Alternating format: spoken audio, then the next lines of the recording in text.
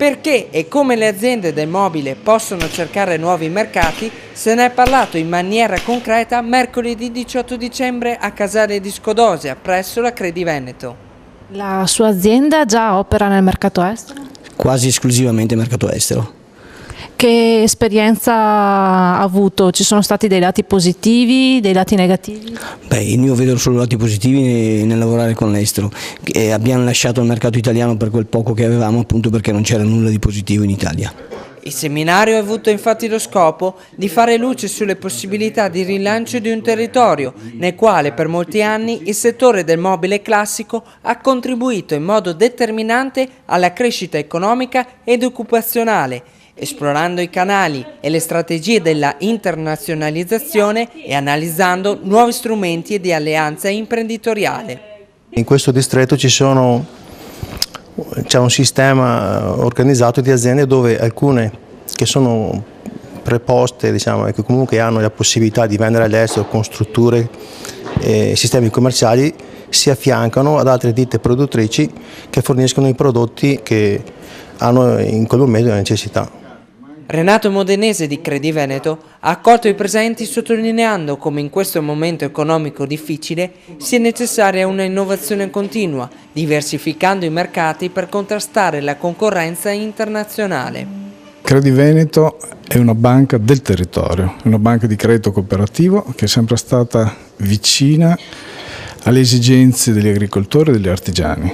In particolare queste zone, la zona di Casale, Montagnana, ma anche la zona di Cerea, di Legnago, che sono zone prettamente agricole ma prettamente anche ad evoluzione artigianale sul settore del mobile classico, ha avuto sempre un'attenzione particolare e sicuramente può essere stanziato un plafond per essere vicini agli artigiani che vogliono esportare, anche perché oggi come oggi il mercato del mobile interno è un mercato abbastanza stagnante e quindi oggi più che mai è importante per questo settore internazionalizzarsi, passare a trovare mercati esteri nuovi dove attualmente il Made in Italy è ancora un marchio molto richiesto.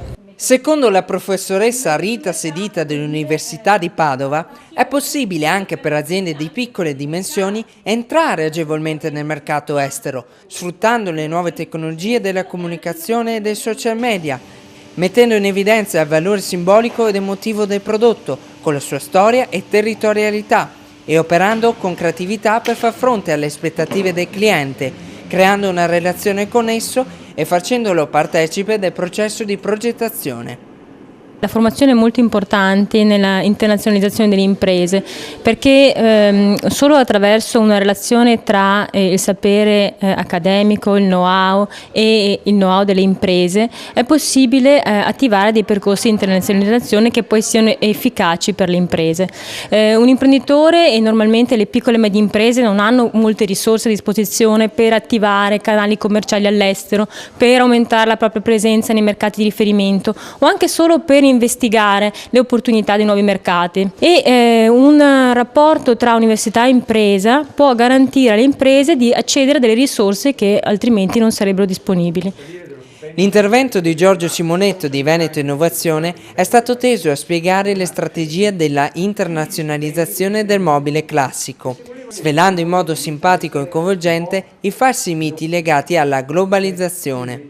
Simonetto, con una visione positiva su come entrare nei mercati esteri, ha descritto l'esistenza di barriere tecnologiche, sociali e giuridiche che cambiano continuamente e che bisogna conoscere per operare all'estero.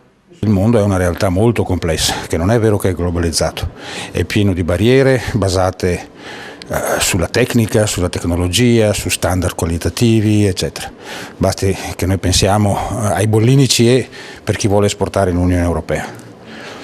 Allora, la cosa migliore per le nostre piccole e medie aziende è quella di appoggiarsi a strutture come Veneto Innovazione, che è una struttura della Regione, che danno un ombrello istituzionale e che consentono di avere dei canali privilegiati nell'internazionalizzare o nell'esportare, potendo contare su una protezione da parte del settore pubblico molto forte, cosa che è indispensabile per tutelare il design, lo stile, i brevetti e così via.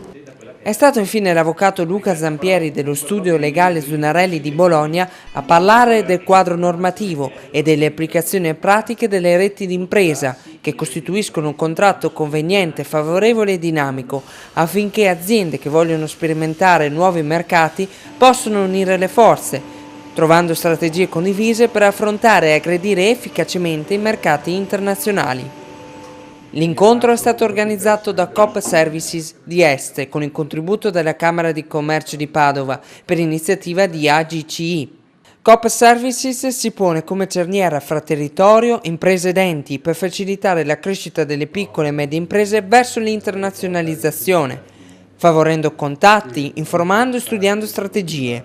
Come emerso infatti dall'incontro, fare sistema e lavorare in squadra è fondamentale quando imprese ed enti vogliono internazionalizzarsi e svolgere attività di ricerca e innovazione.